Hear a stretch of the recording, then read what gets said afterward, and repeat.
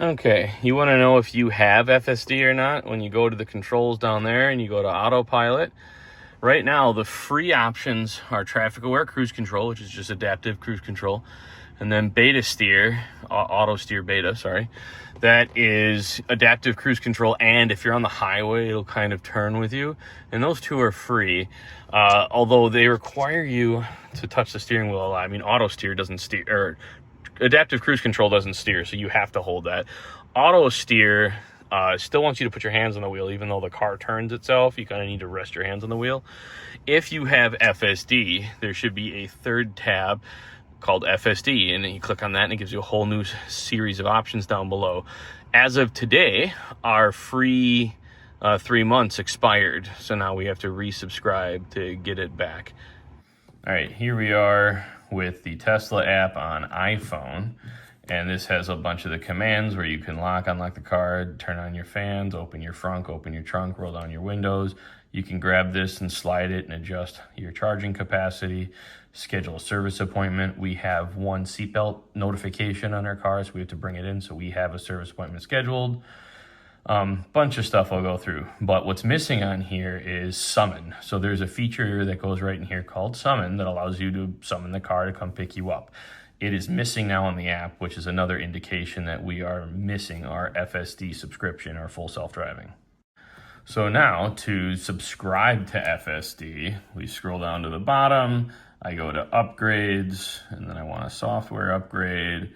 So right here it has FSD, supervised, $99 a month, checkout. I hit checkout, and it's gonna go into here, and we can use our credits, all that kind of stuff. And there's your cost, and I will hit subscribe. And subscribed, it's done. So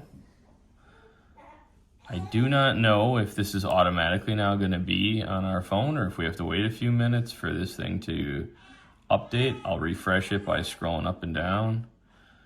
And now summon's back on. So there it is. That's what was missing before. So now we automatically have it back. FSD is restored on the car. So now we're back in the car after subscribing to FSD, and I'm clicking on this and going to autopilot, and sure enough, boom, boom, boom. Now we have our third option, FSD. You want to enable it from park. What this means is that when you're in park mode and you type in your address, you can click and hold a button, which I'll show you in another video, and it will let you go. If you have that disabled, you will always have to start driving and then click the steering wheel, and then you can go. Brake confirm is another thing that you have to also hold the brake and hold the button. I found that annoying, so I unchecked that. Now when you go into FSD profiles, chill, standard, and hurry. Chill mode is just really kind of slow and annoying, and I find it silly. Standard mode is what I drive in most of the time, or all the time, and standard mode's great. It'll speed, but it'll not go crazy, and it doesn't take too much risk when there's traffic coming. Hurry mode drives a lot faster, which is nice sometimes. At the same token, hurry mode takes risks when cars are coming that I don't like, and I have had to disengage hurry mode quite a few times because I thought it was going to pull out into a car.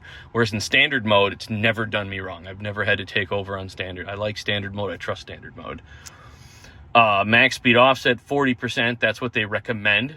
It's stupid to me that it's a percentage and not a mile per hour. They have an offset mile per hour here, but Tesla admits this does nothing right now.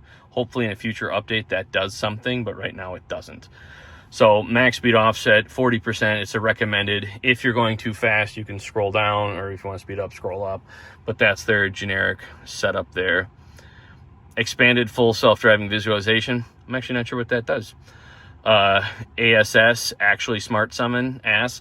So the older Teslas without the front camera just have smart summon, and that's where you call the car to come pick you up at the front of a store or wherever you are in a private parking lot, and they work really slow. And then they added the front camera, and that uses it to help make sure nothing's in the way, and it goes a little faster. So that's actual smart summon. So if you want to call the car to you on your phone, that's what that is. I've never gone through customize or standby mode. Speed limit warning, it's nice to display. It shows you on your dash what the speed limit is. Speed limit relative lets you speed. Absolute means you'll only go the speed limit everywhere you go. Offset does nothing. Forward collision warning, so how sensitive is it going to be to the cars in front of you. Lane departure avoidance, so if you're going to be changing lanes. And then you can kind of read through this. Green light chime, which is nice, so if you're not paying attention, it lets you know when it goes green. Gets around obstacles, crap in the road. Emergency braking if there's a car in front of you. And then emergency lane departure avoidance. So I think that's for bigger cities, I think. I'm not actually quite sure what that one is.